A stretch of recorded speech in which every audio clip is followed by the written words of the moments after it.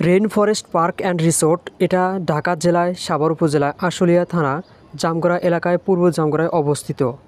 এর পার্কে কিভাবে আসবেন এবং এই পার্কের টিকিট মূল্য কত বা প্রবেশ মূল্য কত সেটা এই ভিডিওতে জানতে পারবেন। তো দেরি না করে ভিডিওটি শুরু করা যাক। আপনি যেখান থেকে আসেন না কেন প্রথমে আপনাকে জামগড়া চৌরাস্তা আসতে হবে। চৌরাস্তা আসার পরে আপনাকে এই পাশে দিয়ে রাস্তা গেছে এই রাস্তার এখানে আসতে হবে এবং স্ট্যান্ডে এখানে আসবেন।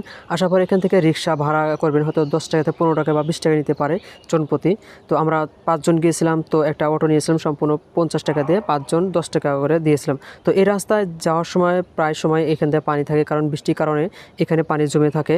তো এখান থেকে পানি সহজে বের হতে পারে না, তাই রাস্তাটা একটু খারাপ দেখা যায়। কিন্তু রাস্তা পাকা, কিন্তু জায়গায় জায়গায় একটু ভাঙা আছে। তো আপনারা চাইলে এখান থেকে রিক্সা নিয়ে আসতে পারেন। তো আমরা সবাই রিক্সায় উঠে সামনের দিকে আমরা এগিয়ে যাচ্ছি, তো সেই পার্কের দিকে। তো এখান থেকে হয়তো বেশি সময় লাগবে না, সর্বোচ্চ হয়তো 10 মিনিট সময় লাগবে। তো আমরা অবশ্যই চলে আসলাম সেই আমাদের কাঙ্ক্ষিত জায়গায়, যেটা হচ্ছে rain forest park and resort. তো এটার টিকিট মূল্য হচ্ছে বা প্রবেশ মূল্য হচ্ছে মাত্র 30 টাকা।